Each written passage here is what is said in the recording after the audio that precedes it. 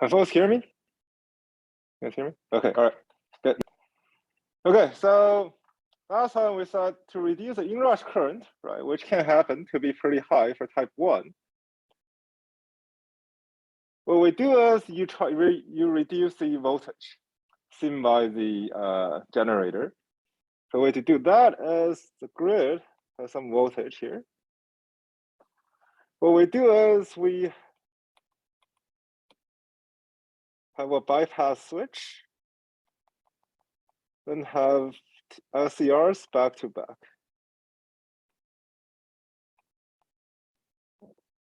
And this is VA1, this goes to the generator. Right, so this is how we're reducing rush current. And this device is a silicon control rectifier. And last time we also talked about maintaining stability, basically dumping power when there's a fault. And the way we dump power is again by adding a controlled resistance. Okay, so last time we talked about this thing called stator dynamic resistance. Basically, is if you have a generator,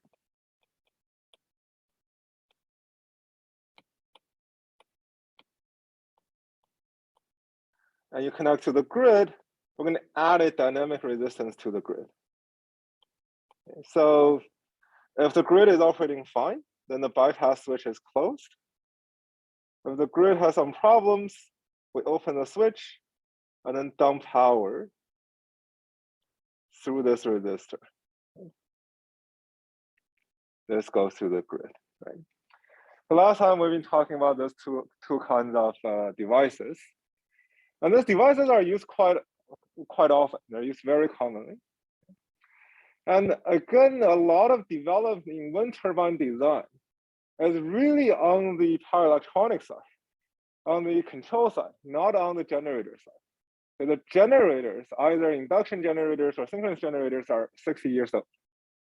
Okay, where there's very little new things that has been going on inside the generator itself. Most of things that are happening is around it, okay, either with advanced controllers or with more advanced power electronics.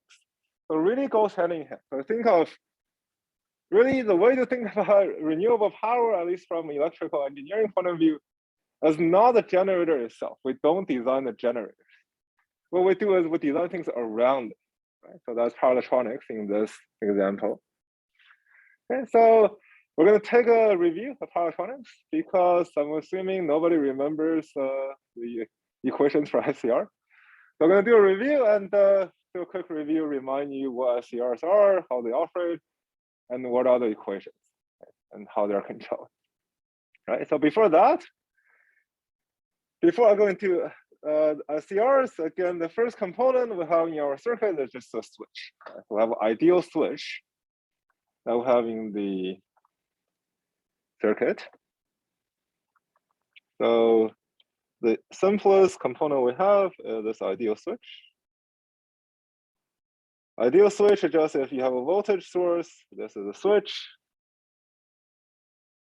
There's some load. Right? And ideal switch means that if the switch is closed, it's a short circuit. If the switch is open, it's an open circuit. Right? So this is our ideal switch. So let's say if you want to look at the IV characteristics of the switch, I'll call this voltage on the switch. This is the source voltage. This is the low voltage VT. Then if the switch,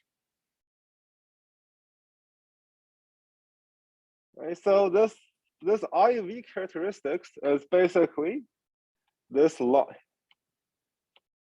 Right, so if the switch is this I is Vs over R, if the switch is closed, or I is 0, if the switch is open. Right? So closed, open. All right. So this is our IV characteristic of ideal switch. Of course, you cannot realize this in practice, But for us, this model is good enough. Okay, so if you take something like microelectronics, if you take things like VLSI design, digital design, then you really care about the switching characteristics. There, how the switches really matters. For us, our switches can be, modeled as ideal switches. We don't need to go, into that much detail about switch modeling. So we're going to assume things are ideal for our switches. Right? So again, switches, there's many names for this. Close can also called on. The switch is on, the source is on, it's supplying current. Often, sometimes it's called off, right? The switch is turned off. So we'll see both terminologies. A switch being on means it's closed and the circuit is connected. Okay, so closing a switch, right? Switch controls current. Of course, switch also controls power, right? So if you look at ideal switch, so we look at time and power on this side, then based on how the switch switches, you have a power curve like this. Right?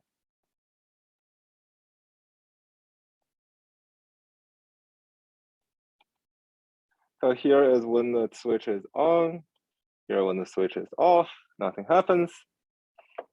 And then we have a period called tau, and the power, the average power.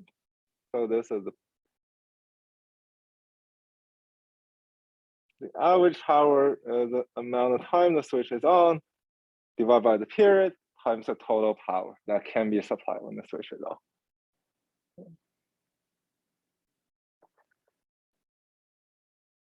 Any questions? Okay. Whenever there is current, there's no voltage and vice versa. How come the power is not just zero at the switch? Like voltage transfer. Oh, okay. So sorry, this power is the power as the power delivered to the load.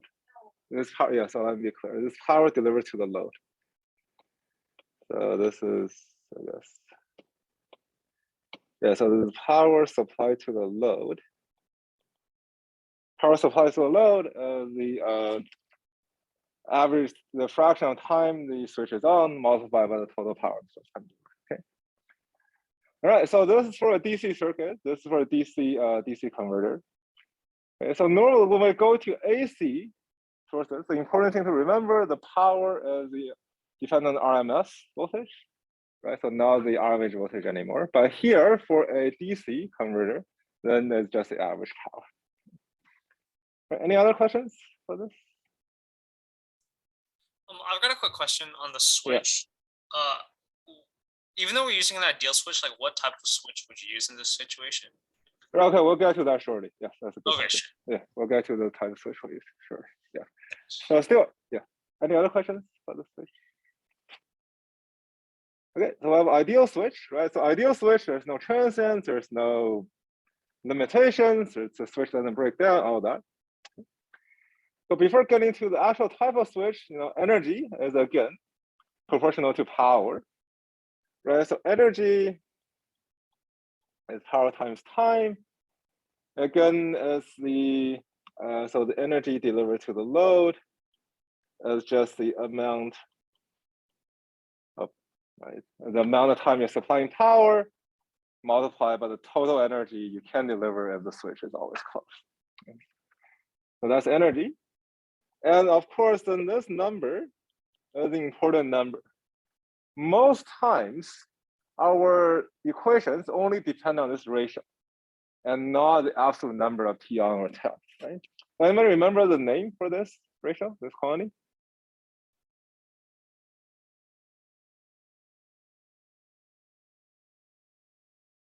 Duty ratio, right? So this is our duty ratio for the switch.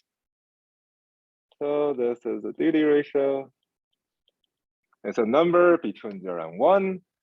It's often written as K. K as duty ratio. Don't know what it's called using K, but K is often the variable used for duty ratio. So as questions are, what are they, right? actual ideal switch, what do they look like? Well, they look like this kind of thing for lower power devices. So in wind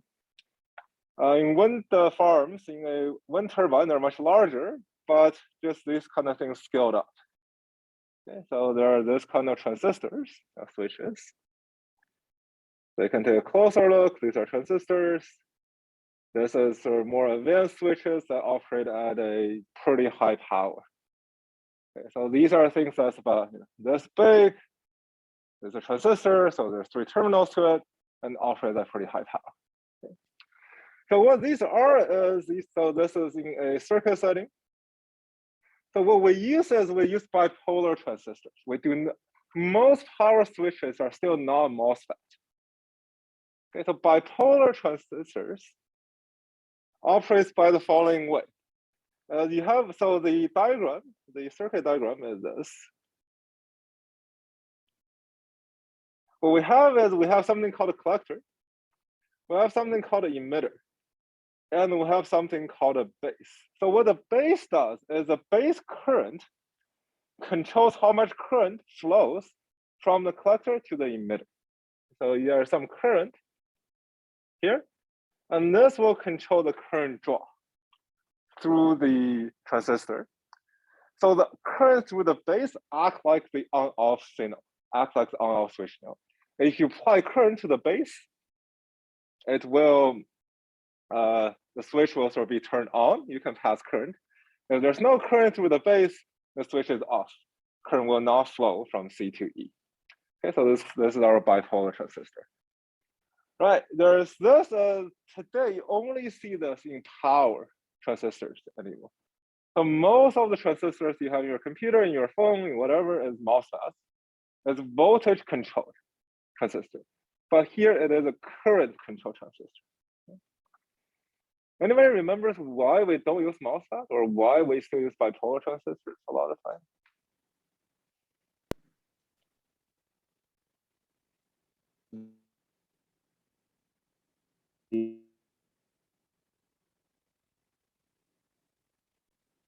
Handle high. Right, so we use current control bipolar because these are reliable. These are sort of the more reliable transistors. They can handle very high current and high power. MOSFET has trouble handling high power situations, whereas bipolar are very again robust. They handle very high power. They're not terribly efficient. They're not terribly efficient because so this is reliable. It handles high power. It's cheap.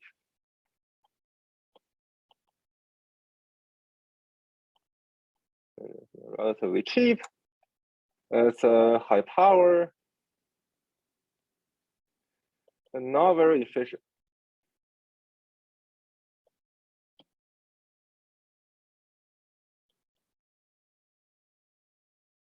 Okay, the reason it's not very efficient is again, you're using a current to control it. Anytime you flow a current, there will be loss. There's the I square R loss to the current. It's something you can't get rid of. Okay? Whereas MOSFET uses a voltage control as a gate. And then your gate is an insulating gate, then it doesn't, there's no loss through the gate. Whereas for bipolar, you can't get rid of this loss. Okay, so a bipolar, this will operate as saturated region, but that's sort of there's still a high loss associated with bipolar, but can't handle high power. So for some operations, for some situations, it's okay if a transistor has a 5% power loss, that's fine, you can handle that. For some, you cannot. So this is again, depend on specific application. But for us, if you think of switch, think of a bipolar transistor that we have.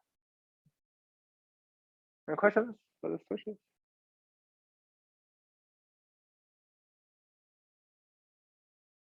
Okay, so this is our bipolar. Again, so the thing to remember is that we do not want to switch very quickly. The problem with switching very quickly in the circuit is every time you switch, there's a current flow. You have to drive current through a gate. And the current driver is not something easy to build, cheap to build. Okay? So that's why we have something called a Cyrister or silicon control rectifier, SCR. So an ideal switch is very flexible. It can switch according to whatever command signal you have. Okay, it can switch at a square wave, can switch at a sine wave, can switch at random wave forms you design.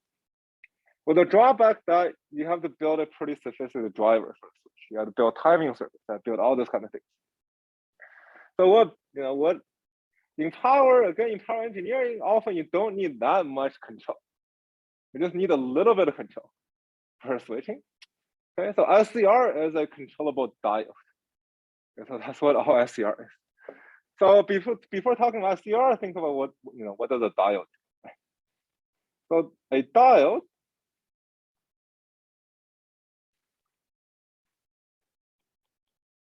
is something like this, right? This is my diode. So what does a diode do? If the voltage is positive across the diode, current can flow. If the voltage is negative across the diode, nothing happens to the diode. Okay? So if you apply the voltage, and you look at the current. So what this looks like, the VI curve looks like is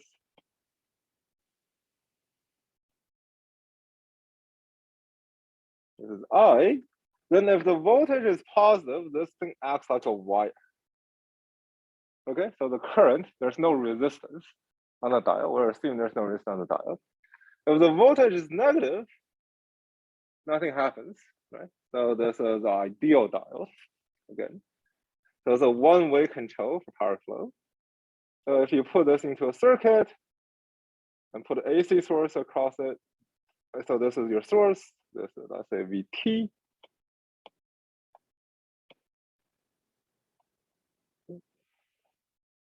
Then if your source is a sine wave, right? Your VT, your load, just get the positive part of the sine wave. Just get part of the sine wave.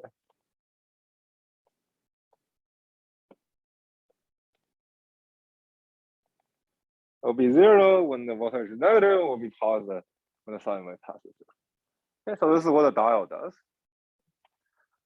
The diode is, it's a good device, it's pretty good. Stop power from flowing one way. The drawback of a diode is it's not controllable. So if you look at this diagram I have, if I put a diode in the circuit, how much power do I get? Compared to a situation where there's no diode, just a wire.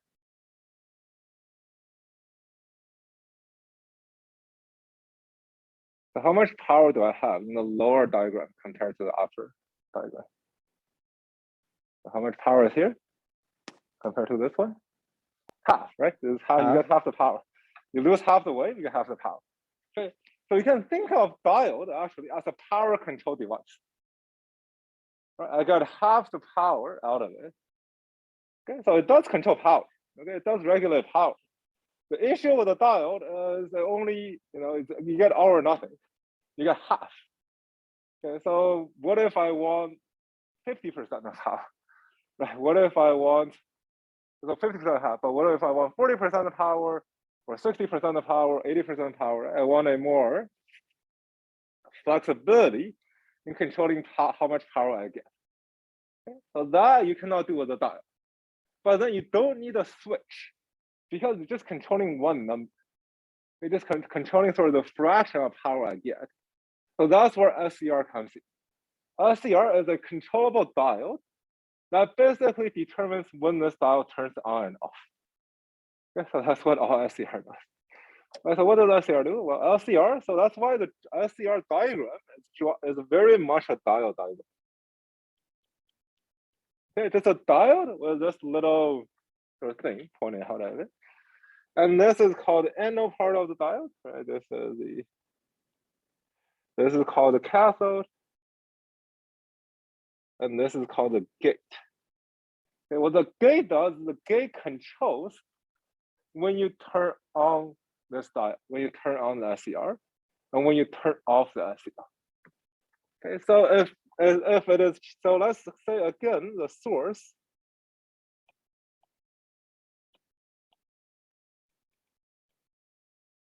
something like a sine wave, right? So what a diode does it just passes through the positive part of the wave. So what does SCR do? SCR takes part of the wave. It does not turn on yet until the voltage is large enough. Then it turns on, and it will turn off until the voltage is small enough. Okay, so it's a way to give control of how much of the positive part of the wave I let through. Okay, so diode turns on at 0 when the voltage becomes positive. Diode turns off when the voltage becomes negative. Okay, so SCR is let me control when it turns on and when it turns off. Okay, that's all SCR does for us. Okay. Right, and then if you draw this a little bit bigger, so basically SCR has, it doesn't turn on until this point, then turns on again, and turns off at this point. So if you plot this from 0 to pi, okay, plot this in radians from 0 to 2 pi, then the operation of SCR is controlled by two angles. So there's two angles that control this operation. The first is how long does it take to turn on? It's called alpha. Alpha is, I need the voltage to be at least, the sine wave to be sine of alpha before I turn on. This is called beta. This says if it's close to being small enough to 0, I'll turn off. So this is the alpha, this is the triggering angle.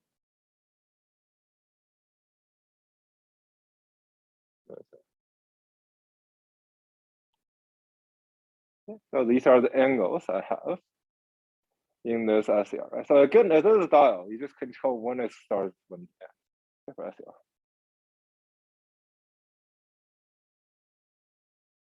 Right. So the way this works is you look at your voltage form. When it gets to angle alpha, you just trigger it. Right? You get. So let's just say this is for terminology. This is called triggering angle. So you triggering angle, you trigger this thing, you turn on at alpha. Okay? So you look at this waveform, you turn on when you think the waveform is large enough. You can turn off when you think the waveform is small enough. Okay? So if you draw this again, now draw the IV characteristic, it's not an ideal switch nor ideal diode. So what happens is you have some voltage across SCR. For a small voltage, nothing happens. So for a small voltage, nothing happens until you hit the triggering angle. Once you hit the triggering angle, this thing immediately turns on and becomes a wire again. So that's sort of, you can think of the control. It is stops the current until it gets turned on, then just let the current go. Any questions about SCR?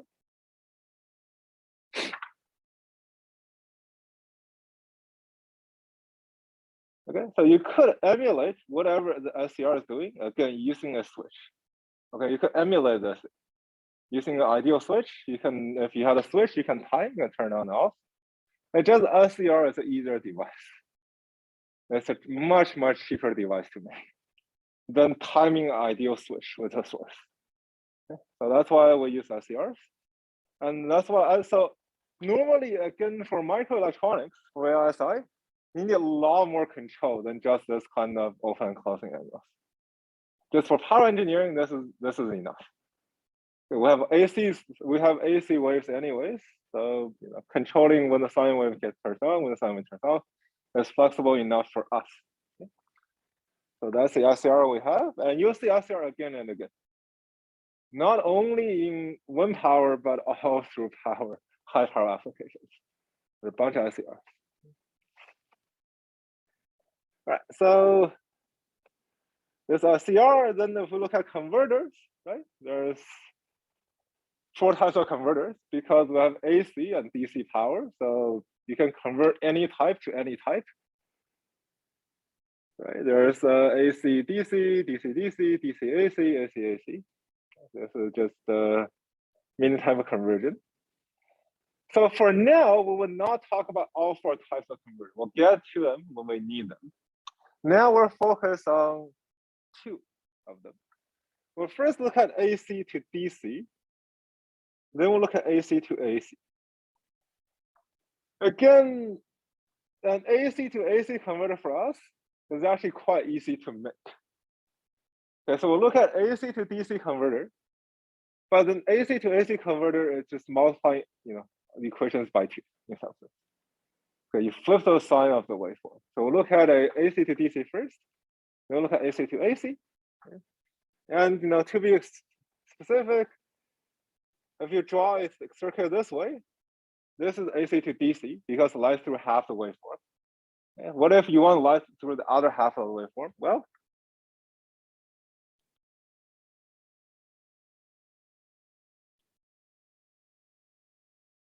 okay, this is our AC to AC. The first part is you light the positive waveform through. The second, on the return path, you light the other half of the AC waveform through. Okay, so we'll see this later. But again, as if you're wondering why we're talking about AC to DC, whereas everything in our circuit is still AC waveforms, they're not very different. Okay, for us, it's the same converter. Okay.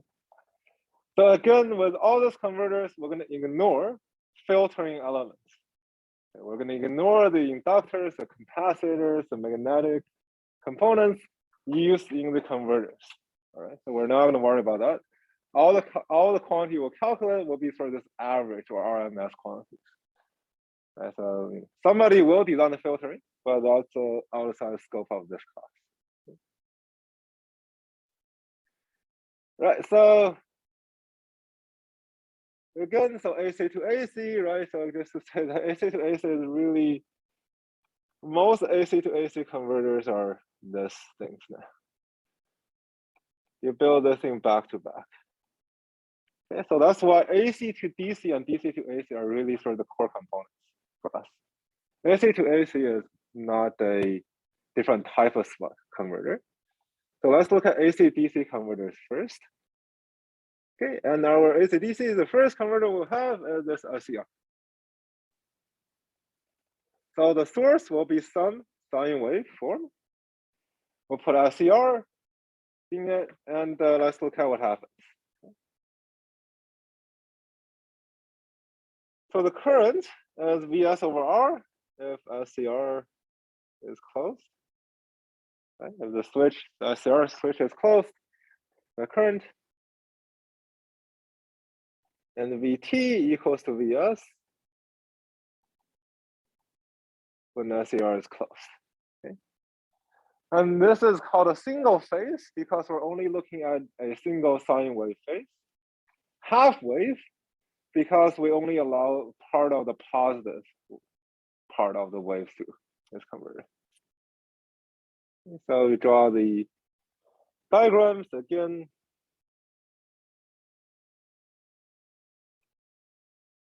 So if the source voltage is this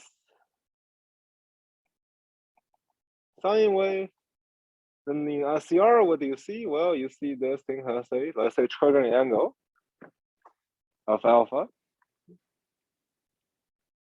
Once it gets triggered, it will follow this. Now maybe up to some closing angle beta, up to some angle here, beta.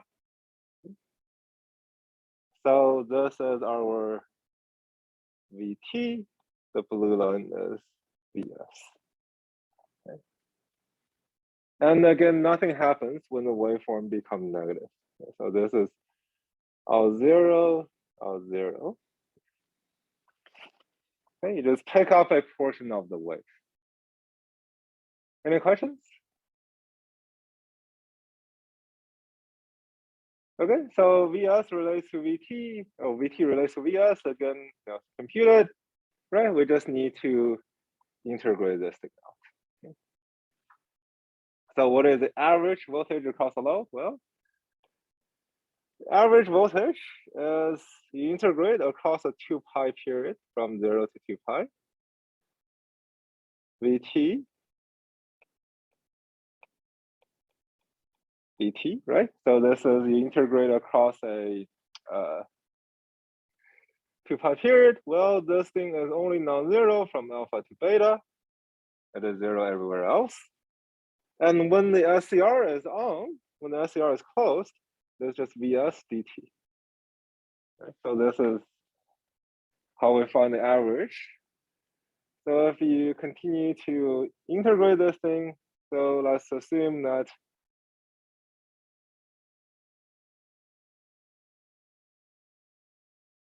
make the integral a bit easier, right? So make, instead of integrating from alpha to beta, let's just integrate from alpha to pi. So we're gonna assume that the SCR turns off when the voltage becomes zero again.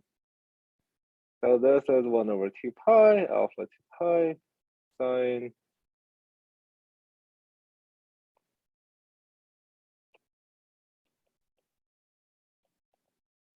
omega t, d omega t.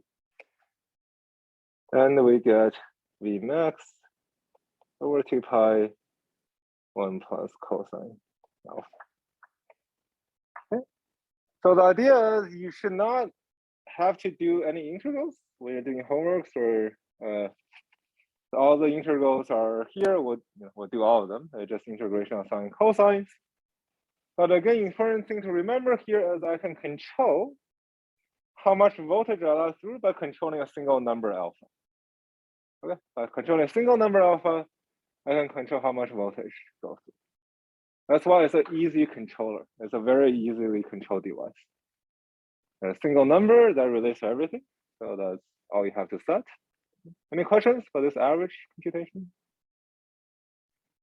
I just would like to ask, how can we know what is alpha will be equal to? How can we select the value of alpha? Okay, so that's a good question. How do we select alpha? That we'll see. So once we put it into a wind turbine, we'll see how to select alpha. Okay, so alpha is control variable. It's up to us to select the value of alpha. So for example, in wind turbine, you're trying to dump some power through some resistor, right? So depending on how much power you have, you have to control alpha. Because different amount of power you have in your turbine, you have to go through that resistor. You change the alpha such that you can dump all the power through that resistor. Okay, so that's sort of how you use this alpha. Right, so again, in wind generators, we have this SCR controlled by in parallel to a resistor. So we want this alpha controls how much current is going through that resistor. If you want to control this alpha such that the right amount of current goes through that resistor, the right amount of power gets dumped. And if you think about the inrush current, what the inrush current does in that case is also, again, you have this SCR in parallel with a switch. Okay, by changing alpha, you control the voltage the generator sees from the grid. And then depending on how much you want to limit the current, you can gradually change the alpha to bring the voltage gradually, equal to the grid voltage. So this control variable set by us. This is a variable set by us. So different applications will give us different ways of setting alpha. So often the question is, you want this number, you want this for Vmax over 2 pi, 1 plus cosine alpha equal to something. Now you have to solve for alpha. Now that's the how the questions go. Okay. Good. Any other questions?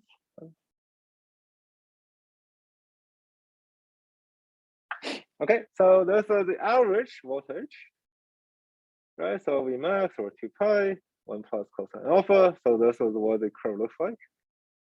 If you plot this average voltage.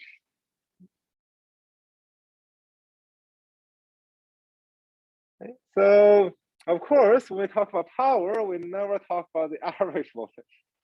Right? What we talk about is the RMS load voltage. Okay, remember power is not the average squared, it is the RMS voltage squared. Okay. So let's do the RMS voltage integration. Let's do that calculation.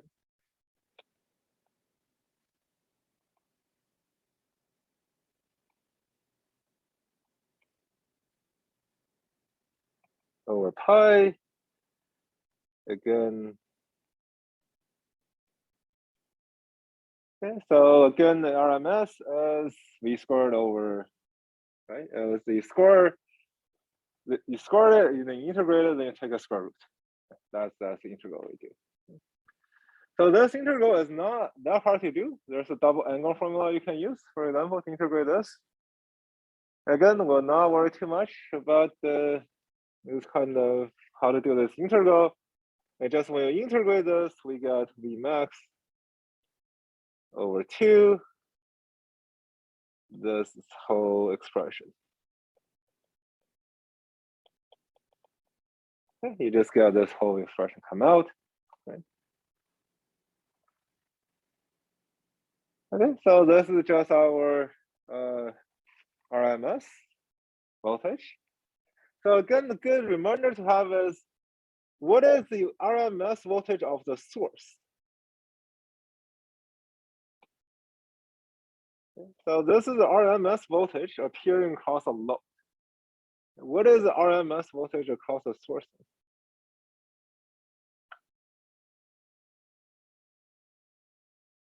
How does that relate to Vmax?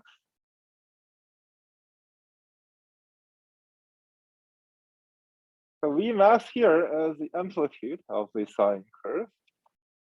But again, often when we do this kind of calculations, the source itself will be given in terms of RMS voltage, right? For example, we talk about something 120 volts, that's RMS voltage. So if I want to write this VRMS of the load as a function of the RMS of the source, anybody remember how Vmax relates to the RMS of the source voltage?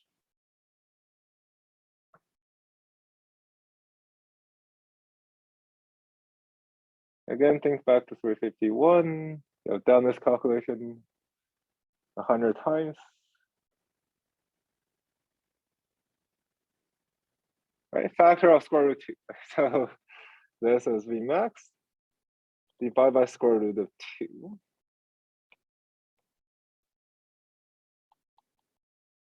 So you can equivalently write this as Vs RMS over square root of 2.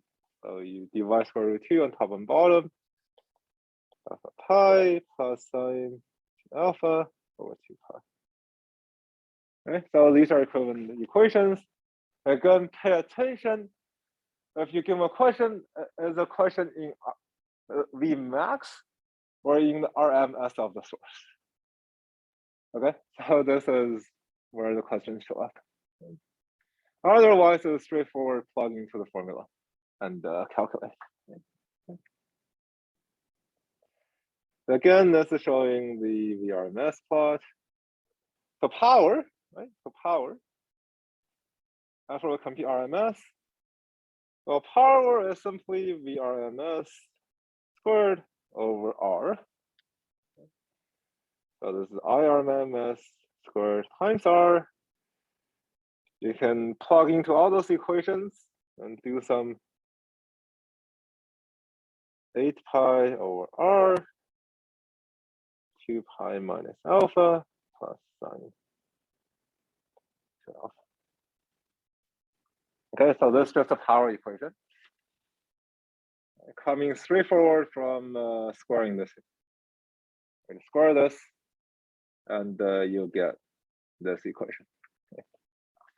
So we'll have a table at the end, collecting all this equation at the same time, at the same place. All right. Okay, so this is our half-wave rectifier. Right? Half-wave rectifier. It's pretty easy to build a full-wave rectifier. Okay. Again, I'm assuming that we have all seen this before, a full-wave rectifier. Putting 2 diodes, put 2 SCRs. So at one cycle, the red part will flow, current will flow through the red parts. And another cycle, current will flow through the blue parts. And then you basically collect both. Right? You collect both parts of the wave. So this is called a full wave rectifier. All right, so we can do the same calculations for the full wave AC to DC. Because what is useful to us is what we care about is a full wave AC to AC.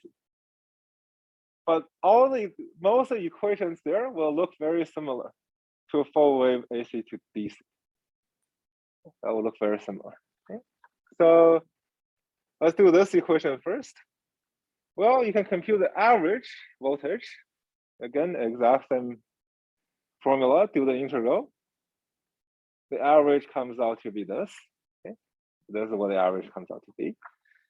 So basically twice the average of the half-wave.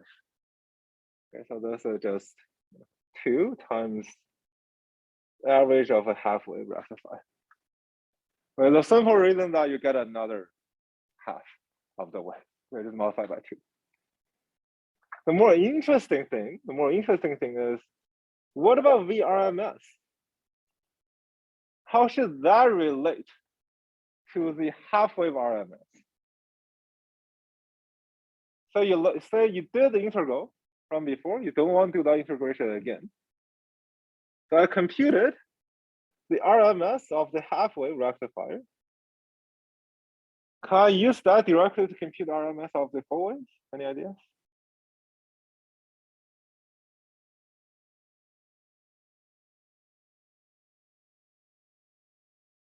So what should this factor be? Shouldn't it be 4? Should it be 4? So let's think about it. So the average is factor of 2. So the RMS is a factor of 4, or is there something else? It cannot be 4. 4 is too much because you think of the power, right? So intuitively, if you have a full wave compared to half wave, you should let through twice the power, right? Just another half of the wave. So power should double, right? So if the power should double, what should the voltage be? Square root of 2, right? This is the root mean square voltage. So there's a root 2 that comes in from the root mean part. So this is square root of 2 of whatever half in RMS for half wave we got. So again, the power doubles. So the voltage, RMS voltage, to make the power thing equation come out, right? That's increased by a factor of root 2. Okay. So you don't need to do the integration. But if we wanted to, we could do it, right? So this is RMS. So that intuition, is not convincing. Then you can just go ahead and integrate this thing. The thing becomes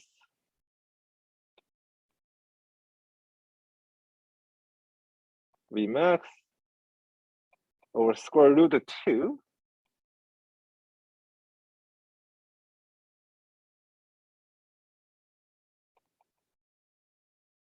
Okay, so this is the equation we get when you integrate. So this is precisely square root 2 times the RMS half wave. Okay. So remaining the half wave, we had a Vmax over 2. Right, so in half wave, we have this Vmax over 2 term here. Then in the full wave, instead of Vmax over 2, we get Vmax over square root of 2. Okay. So the RMS voltage increases by a factor of square root of 2. All right, so then if you look at the power,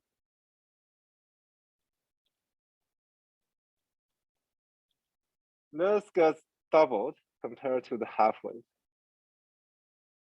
case.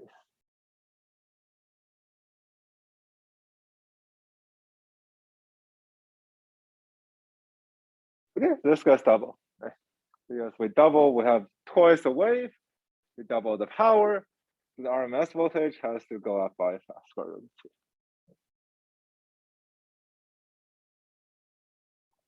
Okay, so this is our whole table of half wave and full wave in all its detail. So you can look at this. So again, this is important page to know where to find it. You'll be looking at all these equations a lot throughout the course. There are a lot of things will be, finding alpha based on this equation, or finding something based on this equation. Okay, so these are our equations. And the last thing I want to do is, what happens if I have a this sort of AC to AC, this sort of AC to AC converter.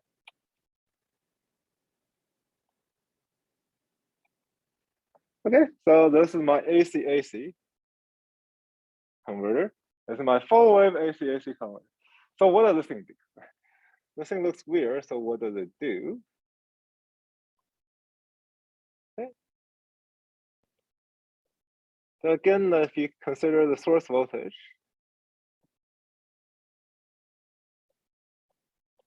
fine. And then let's say the source voltage is something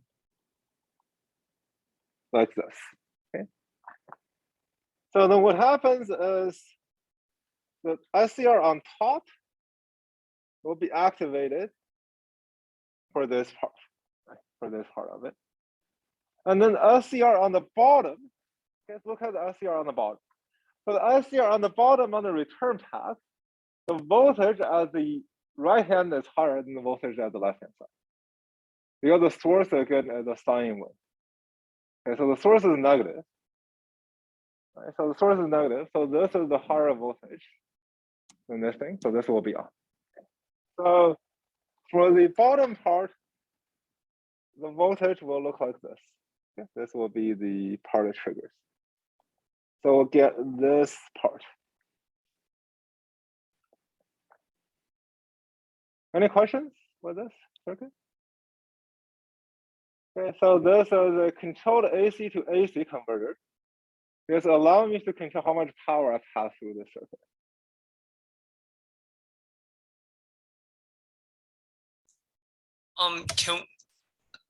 In practice, when we look at this, can we assume that these are going to be smoothed out to like close to perfect AC, or is it choppy like this? And does that in practice, it will be smoothed out. It will be not perfect sideways, but you have a lot of capacitor inductance to smooth it out. Sure.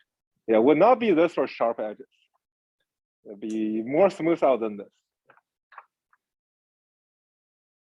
Okay, so I go back to the table and add a column, AC to AC. Then what happens? Okay, so my AC to AC is this circuit diagram. What is the average voltage then of this circuit? 0, right? It's bottom and top, 0. What about the RMS voltage? Can the RMS voltage ever be 0? Right, so RMS is you square the voltage, then you average, then you take a square root. Okay, so we already computed, which number is it? Right, so if you square this way, does it matter if one part of it is negative? Right, if I square it, doesn't matter. The part is negative. Okay, so this will be exactly the same as full wave. Okay, this is you're squaring this thing anyway, so but it's positive or negative, doesn't matter. Similar thing for power. This will be exactly as full wave for power. Okay. Again, you're squaring this. My power is VRMS squared divided by the resistance. Okay, so whether it's positive or negative, doesn't matter. All right, so this is the complete table we'll use. Okay, so this is our review, very quick review through SCRs. Then we'll see how these things are all used for the wind turbine. Right? Any questions? Okay, all right, so let's break for 10 minutes. We'll come back at 9:35. Then we'll go back to type 1 generators to see how these things are used. Okay, all right.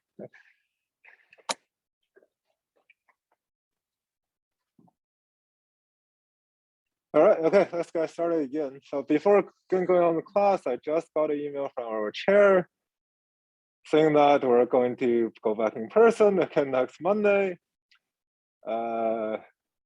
Yeah, I don't know any more than you guys do. And we should communicate and ask for students. So anybody have any opinions about going back in person, about recording this lecture, things like that? This is time to, I guess, work it out before next Monday actually happens.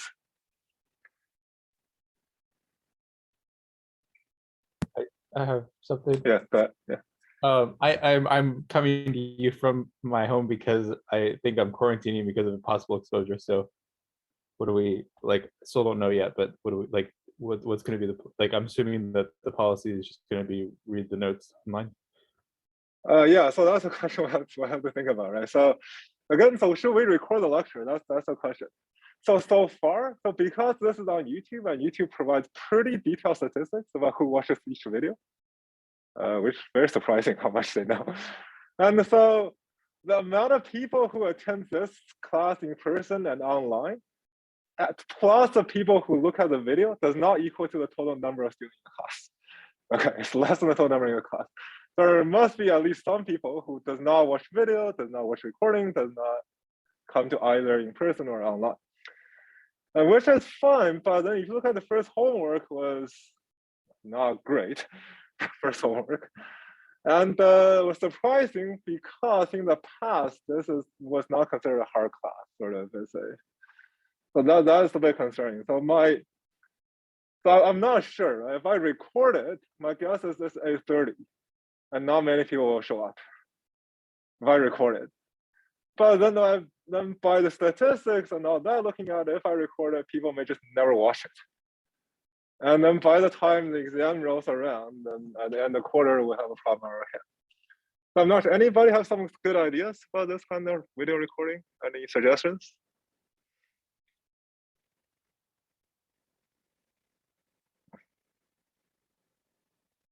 So I don't know. I'm not sure what to do about this. Go ahead. On the process of recording, Yeah. I know that it can be, there's like two purposes. One is people who are Right. collectors, but I know it can also be useful to revise if you have come to Right. So that's one point in favor of recording the other aspect. Right. Yeah, so we can record, but my fear is then, like, again, nobody will watch it because so far people have not been watching it. That's what I can see. So yeah. Yeah, in fact, it is really effective because me personally, and during the weekend, I have to go back to these videos to refresh my information because we are really mainly focusing on the slides, not referring to the book. So at this, I'm using the videos as a second source other than the slide. Honestly, it is adding a lot of benefit for me.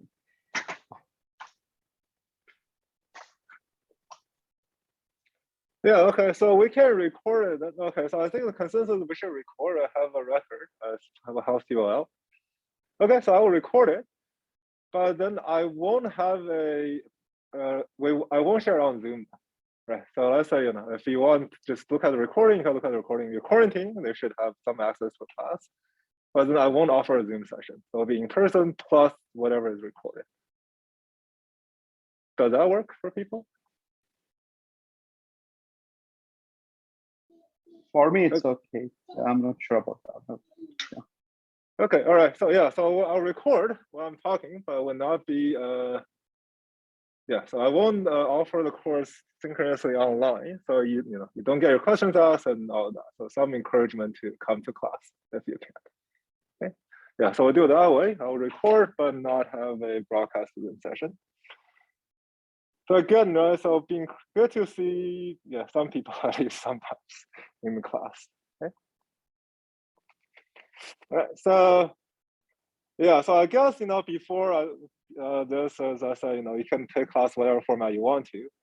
But then if we go back to person and I never see you for this quarter, I guess I'll be judging you. Is that what? So I make some. So yeah, so we don't have to deliver this online. There'll be online delivery. So again, if you have quarantine, please quarantine. If you're sick, you don't have to come. All that. Okay, so that's the idea. We'll do the course delivery. So what else in the email, the chairs, and I should talk to you guys about? Okay, so masks.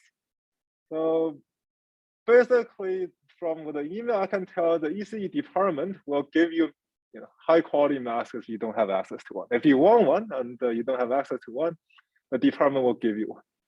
Okay, so you can follow up with the department to get the masks. At least that's what the email says.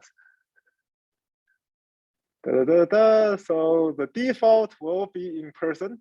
So actually, so remote delivery needs approval from the provost level. So I'm assuming we're not gonna get it.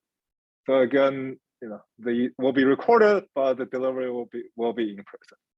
Okay, so actually, if the class needs to be remote, the dean and the provost need to approve it. So that's a lot of paperwork.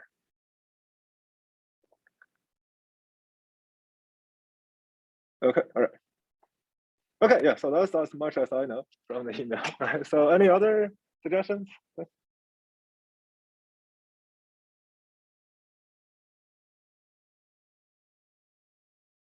Okay, so we'll do it that way then. So again, assuming nothing changes from now until next week, the in-person plus recording, right? Also for the homework, right, have questions, just ask. Right? So, I mean, I think for homework 1, at least I took a look at it, a lot of questions just not answering, a lot of times just not answering the question. There's some confusion of what the question was asking for. And if you have things like that in the future, just ask me, right? Either in class or during this break in class, or sending me an email, or just ask. Okay, again, this is in the past has been a fairly easy course. You don't want to do too badly in this class, right? So we'll curve it if we need to. Again, hopefully we don't need to curve it. But yeah. Okay, all right. Okay, so let's plan to go with that. Again, any individual concerns, feel free to communicate with me. Anything else I should say? Okay, so apparently the college student advisory board will send an email to you guys later today, clarifying something from the college perspective also. Okay. Okay, so let's go with this class. So we did all this LCR stuff. Basically, the first use is computing how much power I can dissipate through these things. Okay.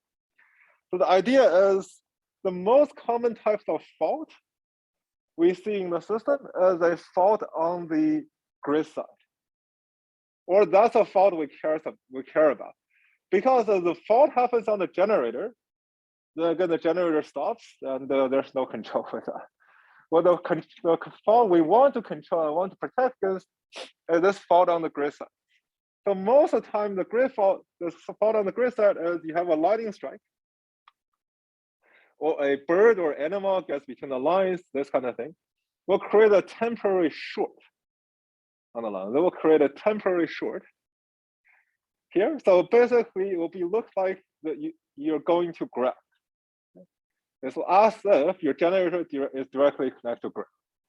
So obviously, anytime you have a source directly short to ground, that's when bad things happen, right?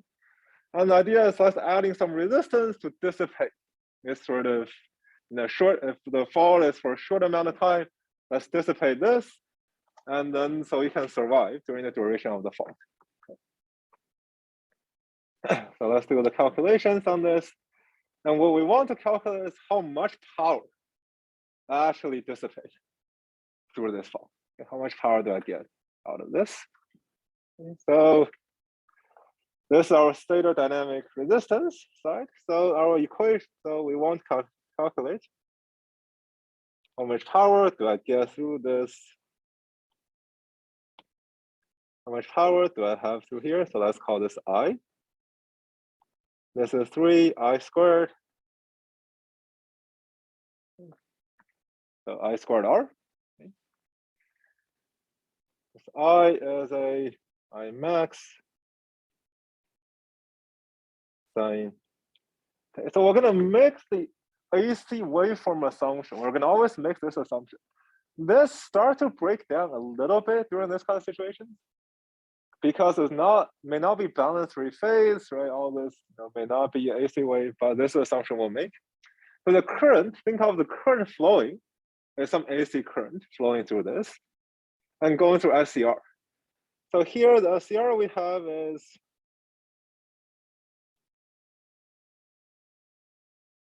we'll have a triggering angle alpha and beta here. So here we have beta here, Then what this allows us to control is the power dissipated is 3 over pi. Again, just our integrals.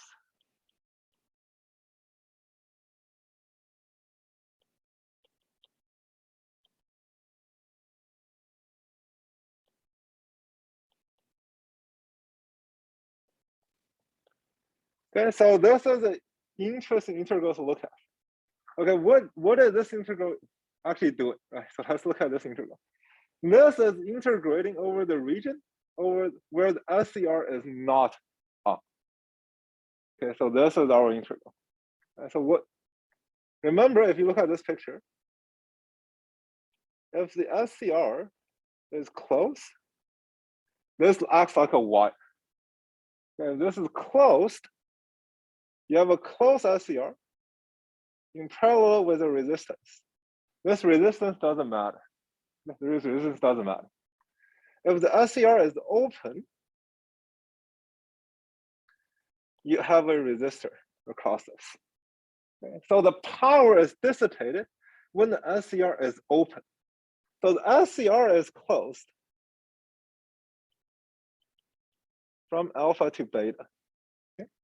Right? From alpha to beta. So we're going to integrate when the SCR is open from 0 to alpha, and then from beta to pi. Okay, so this is the complement of the calculation we did before. Okay, is a complement. Okay, so this is the integral we're trying to do. And then we are going to look at I1 squared. So we just integrate this thing out, RSDR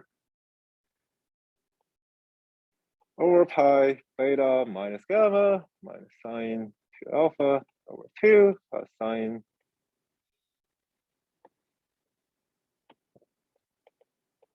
to beta over 2 minus alpha. Okay. So this is the equation we have. So by controlling again alpha and beta, you can control how much power is dissipated through this circuit.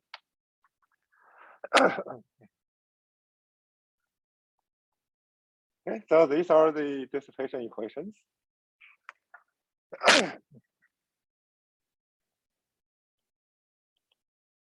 Okay, so writing this again, 3a squared, I1 squared.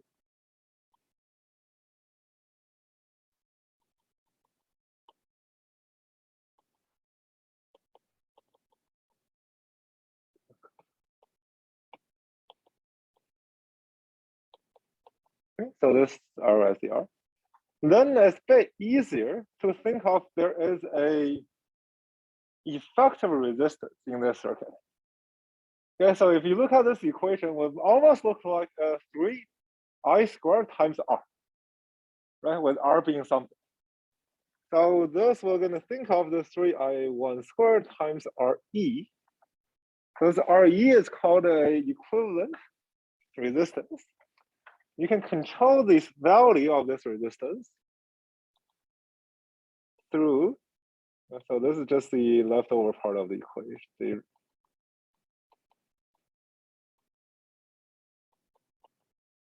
Right, that's this part of the equation. Okay, so this idea is, well, you can think of as current going through a resistor with this resistance. It's a controllable resistor. Okay, so if you somehow ever had questions about how do you make a controllable resistor or control a capacitor, this is one way to do it. So you put a switch or SCR in parallel with it, and then by controlling the closing times or controlling the triggering angles, you can change the effective resistance the circuit sees. Okay. So during a fault, what happens is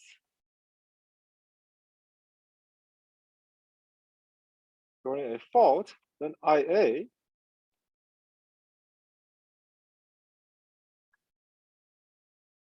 what this IFSS stands for is the steady state fault current.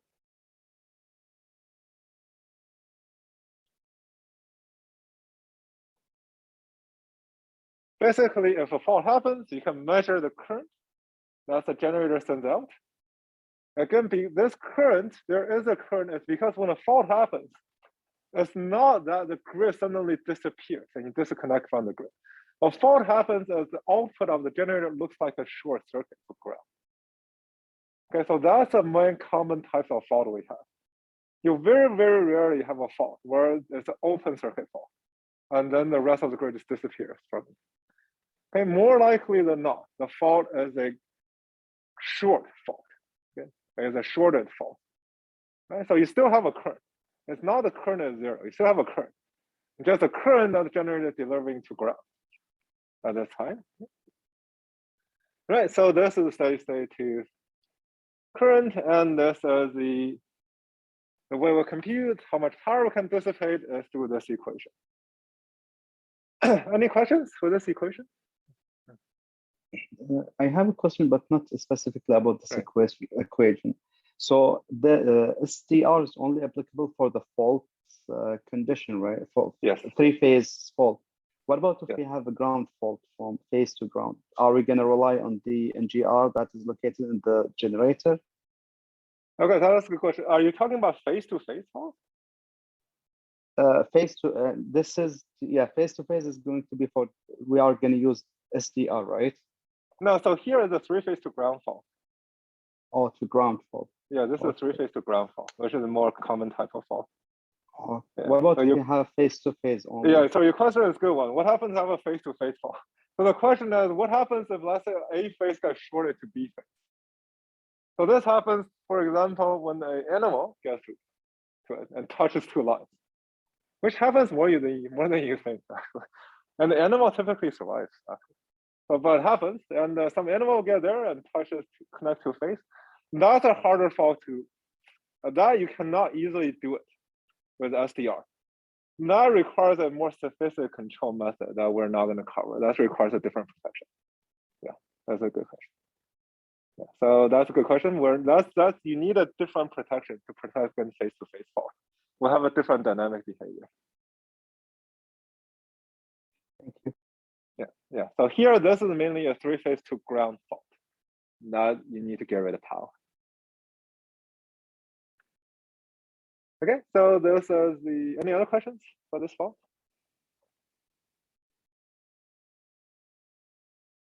Okay, good. So those are the faults. So let's have an extra slide here. Okay, let's do an example. This is the example. So this is a sort of idealized way of how fault happens. You have a fault. The fault lasts for 100 milliseconds. Again, this fault are not very long fault. You can clear it often pretty fast. And then this, during the fault, the steady value current is 1,000 amps. Okay, so you have high current is because again, you're shorting the generator to ground. Okay, so these currents are very high again because you're shorting source to ground. Okay, so you have a very high current. Then you have an energy of 300 kilojoules you try to get rid of. Okay, you're trying to get rid of this much energy because this you cannot deliver to ground. You cannot deliver to the grid. You have to burn this off. Right, so this asks calculus, what is the effective resistance to be inserted between the generator and the grid? And then if the actual resistance is 5 ohms, what is the triggering angle and commutation angle? So the triggering angle is alpha, the commutation angle is beta. Okay, so compute RE, then compute alpha and beta. Okay, so let's do this, right? So first, we need to figure out power. Because this equation is given in terms of power, so when you first convert from energy to power, then use this equation. So we know the energy is 300 kilojoules, right? So the power I need to dissipate through my SDR, and the energy that needs to be dissipated divided by the time I have is 300 kilojoules over 0.1 seconds. 3 megawatts of power I need to get rid of. Okay. So the resistance is power over 3 times the current squared, right? So I have a steady state fault current of 1,000. I need, to dump this power. So this is what I have is 3 megawatt divided by 3 times 1,000 squared. Okay, so the numbers are designed to be nice, and this cancels out. You get a 1 ohm effective resistance. You get this. Okay, so how do you achieve this 1 ohm effective resistance if your actual resistance is 5 ohms? Okay, so RE is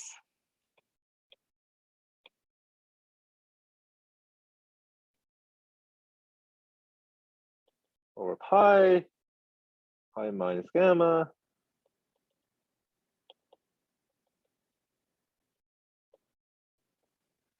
Okay, so you have this equation to solve. We know RSDR is 5 ohms. This thing should equal to 1 ohm.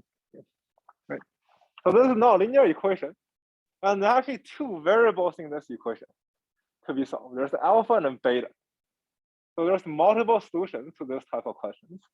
So the way we typically solve this is pick an alpha and then solve for beta, or pick a beta and solve for alpha.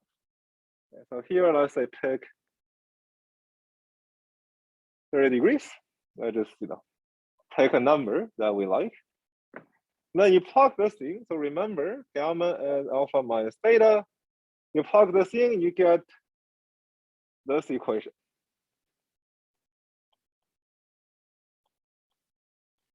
Okay, you plug the numbers in, you compute sine to alpha and all this kind of thing, you get this equation.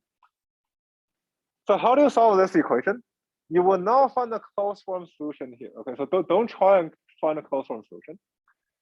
What you should do to solve this equation is simply graph this. Okay, plot this, and then look at it to read it off the plot. Okay, try for different values of beta, right? So where can beta go? Beta has to be larger than alpha. Has to be smaller than 180. So plot this curve going from 30 to 180, read off whenever the beta that solves this equation. Okay, just do a graph plotting. So this will give you beta as 120 degrees. Okay, so this is the way to solve it. Right? So again, since all the homework and exams are take home, so I'm assuming you have access to some kind of plotting software to read it off. Okay, so yeah, go ahead. Right. Right. So the question is, if you're picking alpha and beta, what do you pick? You normally want to pick alpha to be a reasonable number. You don't want to pick alpha like 100 degrees. That may not give you a feasible beta, right? So the normal guideline is pick alpha to be like 20 or 30. Then solve for whatever beta is. In the midterm, to make sure the answers are consistent, we'll tell you a value of alpha for beta. So in homeworks, you're free to choose, right? So in case to learn that, don't pick alpha equals 150. But in the midterm, you see this question will go something like, pick beta equals to 125 degrees, find alpha, right? Some question like this. Any other question? Yeah, go ahead. Yeah. So I know for like building a light dimmer or something, like you just assume that beta beta equals pi. Right. And it like, why is that not a good idea? Like, why do you want to have 2 different set points for something like this? Right. So that's a good question. So why not have beta equals to pi, right? Why have 2 points? If you have beta very close to pi, if your timing is not exactly right, you could have both SCR being on at the same time. Then again, you have a wire, right? You have a short. So you want the beta to stay a little bit away from pi to deal with the timing of your alpha and beta are very close. So beta is normally, you can safely pick it close to pi, but exactly pi in practice, you get into timing error problems. So you guys sort of, you create a small short in the circuit. Right? So for a half wave, this is not a huge deal. For a full wave, it's important to keep beta a little bit away from. Okay, so that's a good question. Actually, in most today's systems, this is triggered by optical pulses. You have a small optical laser that triggers this kind of angles in the system. Okay? So these are not done by wiring. These are optical signals into the system. Okay, so again, if you think about wiring, this kind of thing is hard. There's the big generators, big wires. So these are all triggered sort of by, so we can't use wireless signals, it's too much interference. The optical signals are used to trigger all of this. Good, any other questions on this? If yours,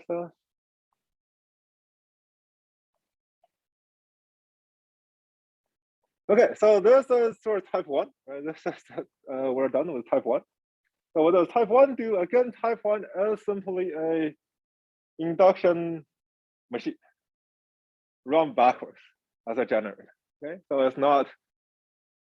The main problem with type 1 is can only operate a fairly narrow range. Right? So remember to the operating range, can only operate for this narrow range of speed. Okay, so can only operate a narrow range of speed. And the wind is not constant, then a lot of times this thing is not on. So this is again a very few places actually use type 1. It's sort of demonstrating we can do wind turbines.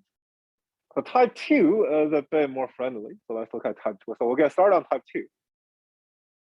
So what does type 2 do, right? So let's look at type 2. Okay. Type 2, what type 2 does is type 2 trying to overcome some of the challenges we're having in type 1. Mainly, how do I make sure that I can operate at a larger range? How do I make sure I can operate at a larger operating range and not tied to a very small operating range? So any ideas? Let's say you're going to design this. Any ideas to what we should do? So here I'm showing a type 1, right? I have a self-starting, meaning I can control the inverse current, and maybe I can dump power through the SDR. But let's say you're going to make some improvement to type 1. Mainly is how do I operate at a wider operating range? If you think of the circuit, what can you do? What can you do with this? Is there, how do I modify this circuit? Right? So you remember our circuit for the generator. Simply, I have a inductor, right? That's the coils. I have some resistance. Okay, so I have, this is my R2 prime over S. This is my X2 prime. This is my circuit, basically. I want to make this circuit better. So how do I make this circuit better?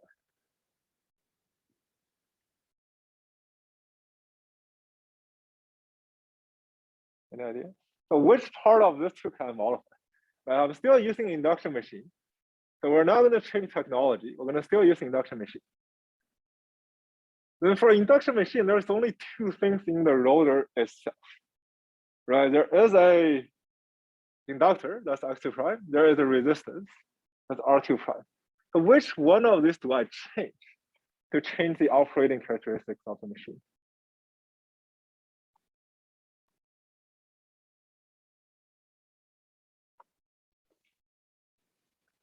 So will change X2 prime help me if the wind speed changes? Right, so which one of these numbers, which one of these components should we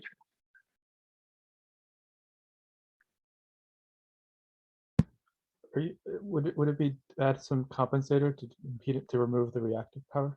To try to The minimize. reactive power is not the main thing, right? So we should deal with reactive power, but that can be done with adding capacitor afterwards. The main issue with type 1 is there's very narrow operating, right? My slip has to be, in a small range, so my speed has to be very close to synchronous speed. If wind doesn't blow at that speed, then too bad. So how do we deal with active power? Right? So reactive power, let's worry about later. How will you change the active power operating characteristics?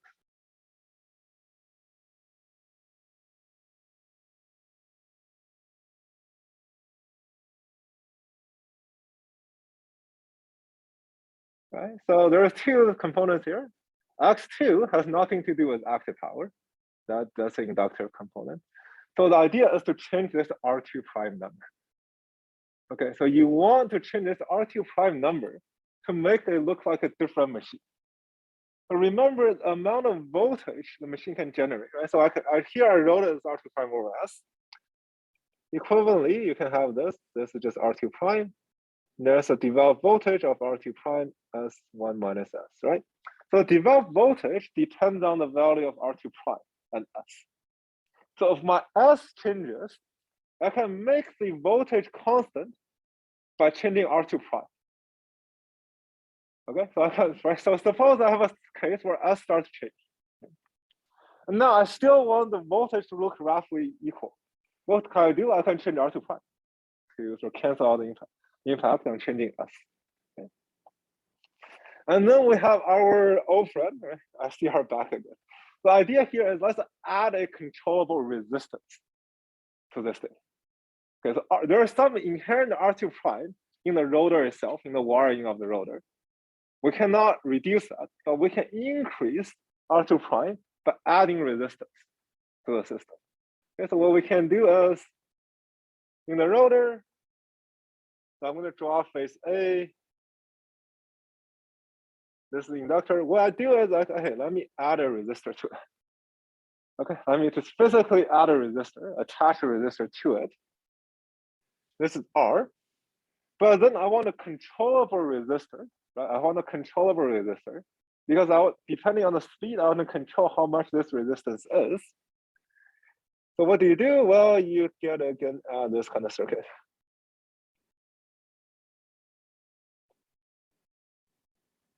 Okay, so this is A phase. You have similarly the B phase, similar to C phase. Okay, so we'll add a controllable resistance to the rotor side. Effectively, what that looks like is I have more control of the voltage being generated at the rotor side. Okay? So this is what type 2 does. It's a more controllable version of type 1 because it gives me some voltage control. I can have it R. The reason we can get voltage control again is voltage is developed in a induction machine through this R2 prime over S. Okay, so it suffices to change R2 prime to change voltage. Right, so let's add some resistance to it. Then what the rotor becomes is the rotor now looks like this kind of circuit. I have an inductor that's sort of always there. I have this inductor that's always there. Now I have this.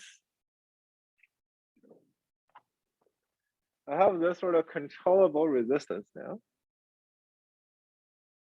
I have this controllable resistance. Okay, right. So this goes through this kind of circuit. Okay, this goes this kind of. As for simplicity, assume this is a switch to make the equation base simpler. So let's say I have a switch circuit here. Then by controlling the switch, I can control what the circuit looks like. Okay, so if the circuit is on, right? If the switch is on, if the switch is closed, I have no added resistance.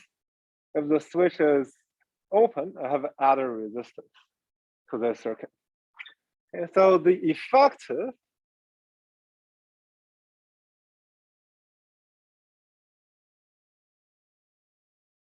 effective added resistance. So here we're going to make a simplifying assumption of simplifying switch to make the equations look easier to deal with. But my added resistance is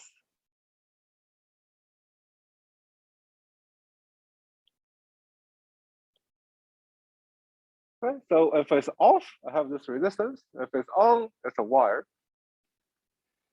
So this is 1 minus K times R. Again, K is a duty ratio.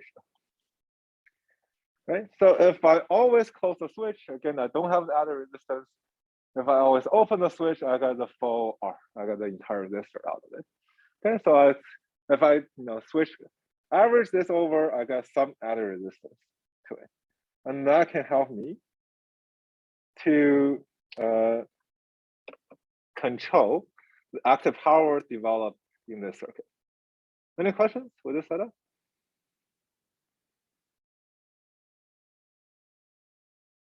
Okay, so this circuit is again sort of all kind of inefficient, but it actually gives us control. Okay, so if you're worried about adding resistance, meaning more loss, that's true. Okay, this necessarily adds loss to the system. Again, adding resistors to have control is not a very efficient strategy, but it is a simple strategy for this. And again, when you're just trying to get this wind turbines to work, you're really not caring about efficiency all that much yet at this time. Just want it to be on most of the time. Okay, so the trade-off is worth it. Right, so then the circuit. So this is our representation. Then the circuit becomes, why don't I have all these extra pages? Okay, so all the circuit becomes, so without the added resistance, I have is VA1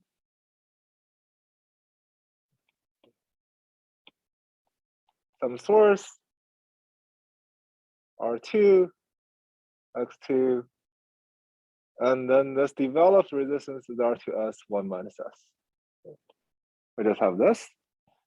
So if I have R add, then the circuit becomes R2 plus R add X2 R2 plus R add S1 minus S. Okay, so it's just really just modifying the R variable, the resistance here. Right, so if you look at the circuit, what is this? Okay, you look at this circuit, then here I have basically, I have a different expression for the developed voltage. Right, this is VD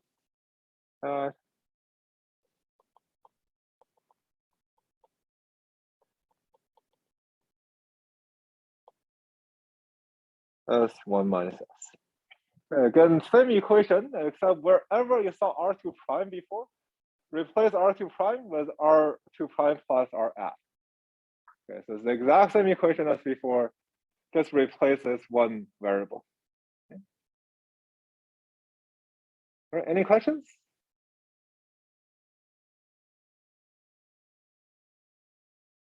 Okay, so this is what the circuit looks like. So actually, let's stop here today because rest we're going to go into a lot of equations trying to look at the impact of this R add prime number. So it'll be exactly the same equation I've seen before, except now we're going to look at the impact of this added parameter to all those equations and seeing what happens. Okay, so there's a lot of them. So let's stop here today. Next time we'll look at all the equations at the same time. Right, so again, look at the homework. There's a lot of questions here. The homework has a lot of induction machine questions. If you have questions for homework, please email me or talk to me during class or come to office hours. Okay. All right. So with that, see you guys on Thursday.